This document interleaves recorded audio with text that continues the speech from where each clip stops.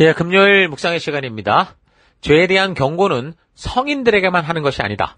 죄에 대한 경고는 성인들에게만 하는 것이 아니다. 이런 제목으로 이번 주간 마지막 묵상 함께 나누겠습니다. 자, 디도에게 보내는 바울의 편지에는 교회의 질서를 어떻게 세워야 하는지에 대해 구체적인 언급들이 많이 되고 있어서 우리가 현재 우리 시대의 교회 속에서 어떤 사람으로 성장을 해야 되고 어떤 역할을 어떻게 감당해지는지에 대해서 이제 구체적인 목표들을 발견할 수 있다고 그랬죠.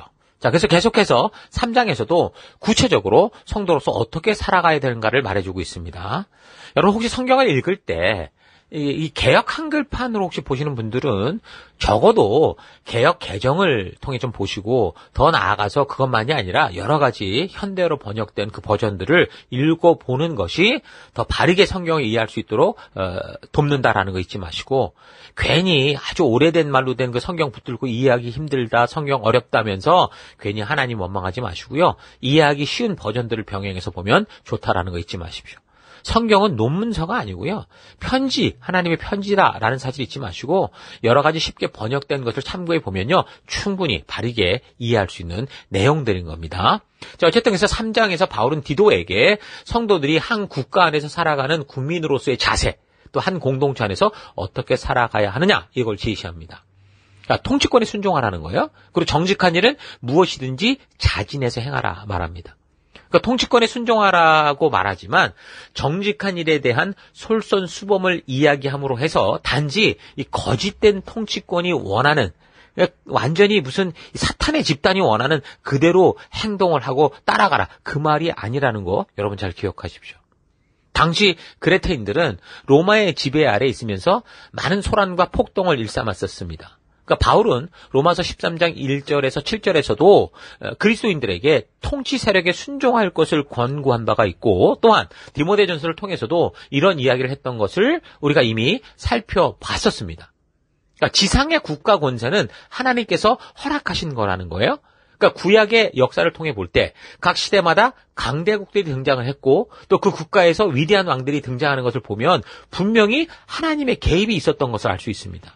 뭐 아수르의 등장도 그렇고 그 아수르를 깨뜨리고 등장하는 바벨론의 경우 더더욱 하나님의 백성들을 징계하고 바르게 하기 위한 하나님의 계획으로 드러나고 있었고 또 특히 이제 페르시아 같은 경우 퀴로스 왕 같은 사람은 이미 몇백 년 전에 이사야 선지자를 통해서 분명하게 그 이름까지 예언됐고 그 약속대로 태어난 퀴로스 왕은 그래서 그 예언대로 그 역할을 감당한 것을 우리가 볼 수 있었죠.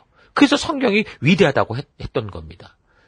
하나님이 아니면 적을 수 없는 내용이라고 그랬죠. 그래서 분명 각 시대 속에 등장하는 나라들은 분명히 하나님의 섭리 가운데 있다라는 건 확실해요. 그래서 각 나라의 왕들과 통치 세력은 하나님의 선하신 뜻에 복종해야 되는 거고 그리스도인들은 그 통치 세력이 결정한 법규에 대해서 시민으로서의 의무를 다해야 됩니다.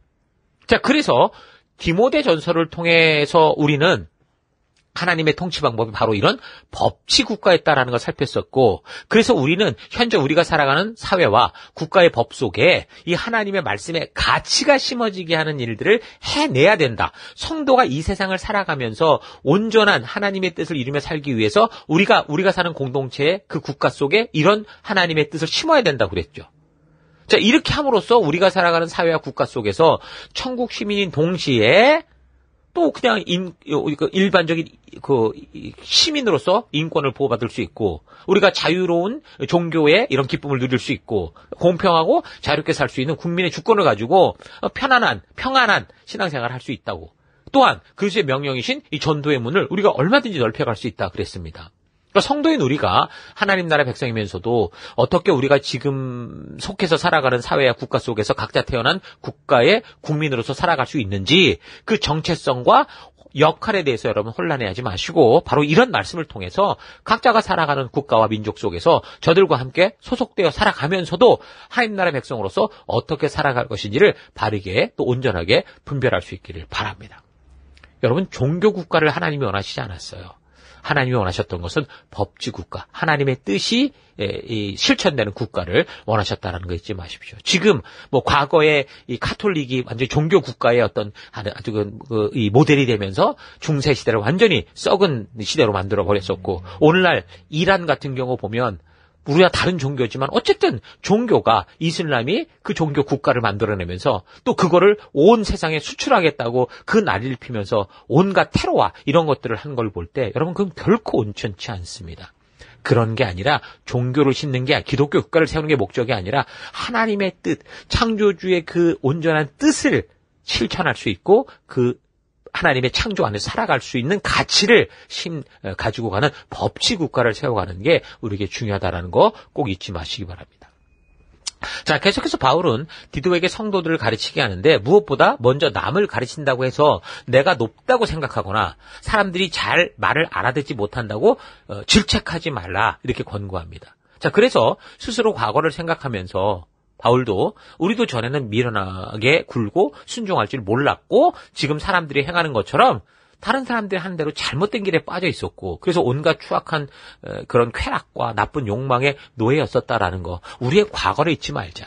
우리가 지금 의인이나 용서받은 의인이지 우리가 죄를 안 지은 의인은 아니다라는 거 잊지 말라는 거죠. 그래서 우리도 과거에는 원하는 것과 시기로 가득 찬 삶을 살았고 다른 사람을 미워하는 식의 삶을 살았다는 거 다시 말해서 내가 전과자다라는 사실 잊지 말고 겸손하게 다른 사람들을 이런 죄인 중에 괴수로 받아주신 그런 하나님께 예수님께 인도해라라고 말하는 거죠. 그런 가르치는 자로서의 바른 자세가 뭐다라는 걸 이렇게 얘기를 합니다. 자, 이런 우리의 과거를 알면 사실 우리가 자칫 그릇된 함정에 빠질 수도 있겠죠. 나도 과거에 그랬는데 너는 어떻겠냐 그렇게 생각하면서 특히 이제 젊은이들이 바른 교육이 필요한 그 타이밍에 그냥 죄 속에 빠져 있는 것을 그냥 이해해 주는 듯이 자칫 죄를 용납해 주는 그런 함정에 빠질 수도 있습니다. 그러니까 예수님께서 원수를 사랑했다고 해서 그것을 단지 문자적으로 받아들여서 그 사람들이 죄를 고집하고 죄와 범벅이 돼서 지옥에 가는 것들 붙잡고 놓지 않는 자기 욕심을 고집하며 살아가고 있는데 동성애라고 하는 이 거짓된 음욕을 붙들고 살아가는데 이것저것 다 그냥 오냐 하면서 그냥 믿기만 하면 천국 간다라고 하나님은 사랑이다 이런 식으로 떠들어대면서 진정으로 원수와 이웃을 사랑하라고 말씀하신 진짜 하나님의 뜻을 모르는 이런 짓을 해서는 안 되는 거예요. 인간이 살면서 누구나 젊을 때 그런 과정을 거쳐가는 것이다라고 생각하면서 젊을 때의 죄를 묵과하는 것 또한 하나님의 뜻과는 다른 것을 넘어서요. 하나님께서 거룩하고 순결한 생명들을 세워가시고자 했던 하나님의 뜻을 정면으로 대적하는 거라고 잊지 마십시오. 하나님은 거룩한 생명, 순결한 자들을 세우시고자 하는데 우리 스스로가 더럽혀져도 괜찮다라고 생각하는 거, 이거 온전치 않다는 거죠. 그래서 죄에 대한 경고는 늙은 사람들에게만 하는 게 아니에요.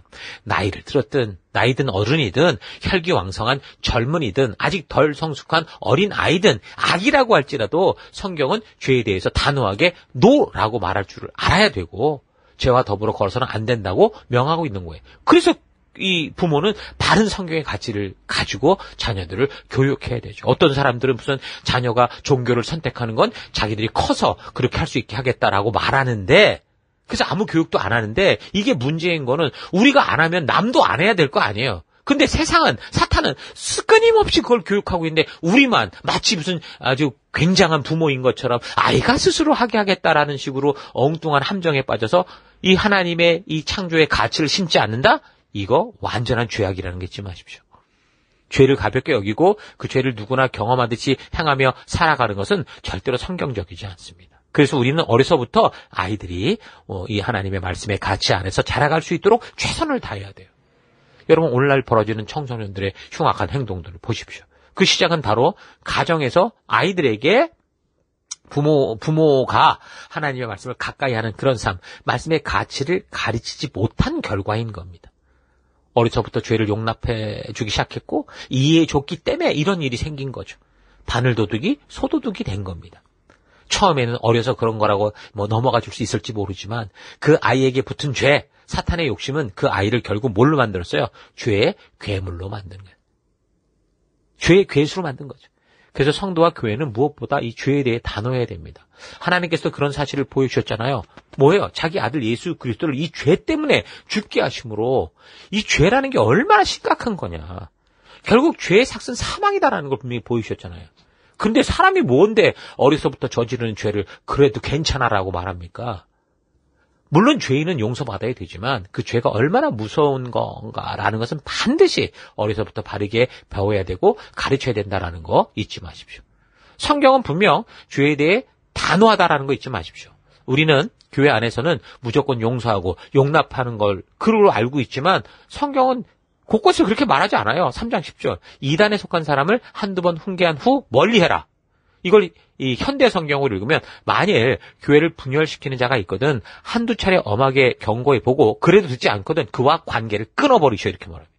그러니까 하나님 앞에서는 어떤 큰 죄인도 다 용서받을 수 있지만 아무리 작은 죄라고 해도 그걸 버리지 않고 즐기고 반복하면서 결국 하나님의 말씀을 조롱하는 거 이거는 용서받지 못한다는 거죠. 하나님의 백성답게 살아가면서 과거의 이제 습관들이 간혹 실수로 튀어나올 수는 있지만 이런저런 핑계를 대면서 죄를 회개하지 않고 변화되지 않는다라는 거, 이 죄를 끝까지 고집한다라는 건 그건 하나님의 심판대 앞에서도 용서받을 수 없는 거예요. 그러니까 죄를 끝까지 고집한 사람들이 지옥 간다는 거예요. 다시 한번 말하는데 성경은 죄에 대해 단호합니다. 하나님은 그 죄를 없이 하려고 자기의 아들 예수님까지 그 목숨까지 내어주신 분이십니다. 여러분, 다른 이 결벽증 같은 건 좋지 않은데요. 죄에 대한 결벽증은 결코 나쁘지 않습니다. 그렇다고 정죄감에 빠져 살라는 게 아니고요. 죄에 대해 정결하고 거룩하게 살려는 영적인 노력을 성도된 우리가 잊어서는 안 된다. 지금 사도 바울이 디도에게 아주 중요한 교훈들을 얘기하는 것 잊지 마시기 바랍니다. 자, 그래서 오늘 하루 나는 죄에 대해 어떤 태도를 가지고 있는지 좀 되돌아보기를 바라요. 성경은 이 죄의 문제로 인해 인류가 타락하고 지옥의 길을 가고 있다라고 하는데 나의 일생의 삶에서 이 죄에 대한 태도가 어떤지 또 남이 저지른 죄악들, 어린아이들에게서 보이는 죄악들에 대해 어떤 태도를 취하고 있는지 차분히 생각해 보기 바랍니다. 성경은 생명의 길, 의의 길을 제시합니다. 다시 말해 생명의 길과 다른 길을 가는 이 세상에서 성도의 삶은 편안하고 쉬운 길이 아니라 꽤 신경 쓰이고 정신 차려야 하는 길이다라는 것을 알게 합니다. 근데 분명한 것은 비록 힘들고 고뇌도 우리가 걷는 이 길이 복음의 길이고 바른 길이다라는 거예요. 세상과 방향이 다른 이상 그렇게 대세와 반대되는 길을 걷는 경우 분명히 고난이 따르게 되죠. 그래서 우리 성도들은 이 땅에서 천국 본향을 향해 가는 나그네로 살아갈 때 이 세상 모두가 천국의 길과는 반대의 길인 지옥을 향해 가고 있는 이들과 부딪히고 충돌을 일으킬 수밖에 없습니다. 여러분, 전도인의 삶은 어떤 상황과 환경이 다가와도 우리의 일상적인 삶에서 복음을 전파하고 또 하나님의 은혜로 믿음의 백성이 된 사람들에게 성경, 하나님의 진심을 바르게 가르치는 겁니다. 그러니까 이 땅에 소망을 두는 게 아니라 천국 백성다운 삶을 살아가는 거죠. 우리가 세상과 부딪히게 될 때 여러분이 걷는 이 방향은 죽음의 길이라는 걸 외치는 거예요. 이 소망을 잊지 않을 때 교회 안에서 다툴 필요가 없고 하나된 팀으로 우리가 가족으로 살아갈 수 있죠. 교회가 하나님의 목적이 이끄는 교회를 세우기 위한 이 바울과 지체들의 노력으로 이 결국 소아시아 지역에는요. 에베소 교회를 중심으로 해서 그 지역에 7개 아주 강력한 초대교회가 형성되었었죠. 그런데 지금은 어떻습니까? 그곳은 오늘 이 시대에 그게 완전히 이슬람권으로 바뀌었고요. 성령의 역사가 일어났던 그 흔적만 남아서 거기를 사람들이 구경하는 관광지가 돼버렸어요. 왜 그렇습니까? 하나님의 목적대로 이끄는 말씀이 바르게 계승되지 않았기 때문이에요. 죄에 대한 경각심을 잃었기 때문입니다. 구약 4,000년간 막혔던 그 하나님의 그 진심이 예수님의 오심과 또 바울을 통해 온전하게 이 교회 속으로 전파되었는데 역사 속에서 또 다시 그 하나님의 진심이 그 후손들에게 가르쳐지지 않았고 그 말씀이 멈췄고 극좌로 극우로 다 빠졌기 때문이죠. 성령께서 복음의 증인들이 가는 곳마다 복음의 역사가 나타나고 말씀의 문을 열어주셨는데 그 말씀이 후대들에게 바르게 교육되지 않으므로 자기들이 원하는 대로 변질시키므로 그 문들은 다시 닫혔고 흔적만 남아서 남의 구경거리가 되고 만 겁니다. 여러분, 복음은 우리를 통해 전파되어야 되고 교회는 하나님의 목적이 이끄는 공동체가 되도록 우리가 다 같이 힘쓰고 믿음의 거룩한 싸움을 해야 됩니다. 어떻게 해서든 교회가 하나님의 목적을 잊지 않고 다음 세대들에게 잘 교육해서 바르고 빠르게 성경을 그들의 마음에 심어야 돼요. 쉽고 편안하고 잘되고 복받는 비결을 가르치는 그런 복음이 아니라 싸구려 복음이 아니고 싸구려 가짜가 아니라 바른 믿음의 삶을 위해 고난도 기꺼이 받을 수 있는 이 하나님의 진심이 담긴 성도들로 세워가야 됩니다.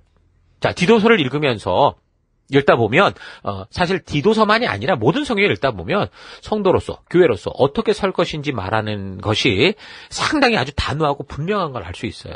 그것은 어떤 한 사람이 자신의 생각과 자신의 가치를 말하는 게 아니고요. 이 땅의 주인 대신 그 영원하신 하나님의 뜻을 전하고 있기 때문에 그래요. 그래서 우리는 말씀을 읽으면서 문자적인 해석을 넘어 하나님의 온전한 뜻이 무엇인지를 분별해서 하나님의 진정한 의도를 알아야 됩니다. 그래서 교회를 그저 내 맘 편하게 하는 곳으로 생각하지 마시고 하나님의 뜻대로 바르게 또 온전하게 서서 이 세상의 거짓된 가치와 싸워야 되고 보이지 않는 영적인 존재들과 싸워야 하는 것이다라는 거 잊지 말고 하나님이 꿈꾸신 성도의 모습으로 성장하고 성숙해가는 여러분 될 수 있기를 주의 이름으로 축원합니다. 오늘 하루도 힘내십시오. 잠시 기도하겠습니다. 하나님, 하나님의 교회는 하나님의 목적이 이끄는 곳이 되어야 함에도 그 하나님의 뜻을 바르게 알지 못하고 알려고 하지도 않고 그저 종교의 한 모임이거니 하고 교회를 다녀왔던 것 회개합니다. 용서해 주옵소서. 하나님, 하나님께서 죄에 대해 얼마나 단호하신지 십자가가 분명하게 그 사실을 증거하고 있다는 거 잊지 않고 단지 십자가를 볼 때 사랑이라는 것만 확대해서 보고 마음대로 해석해서 지금 죄와 범벅이 되어 살아감에도 아무렇지도 않게 용서받을 수 있듯이 그렇게 살지 않게 하여 주옵소서. 하나님의 진정한 뜻을 먼저 내 마음판에 부지런히 새기는 내가 되길 결단하고 또한 이 말씀을 가감하지 않고 그대로 바르고 빠르게 전하는 믿음의 길을 걷는 내가 되기 원합니다. 하나님, 이 죄에 대한 위험성은 성인들에게만 있는 게 아니라 바로 어려서부터 있다라는 거 잊지 않고 우리가 모든 삶 속에 이 죄를 분별해내고 하나님께서 온전히 주님의 거룩함만을 따라가는 우리가 될 수 있도록 주님 역사하여 주옵소서. 오늘도 그 길 걷기 원하고 그 길 속에 함께하는 우리 하나님을 찬양하며 예수님 이름으로 기도했습니다. 아멘.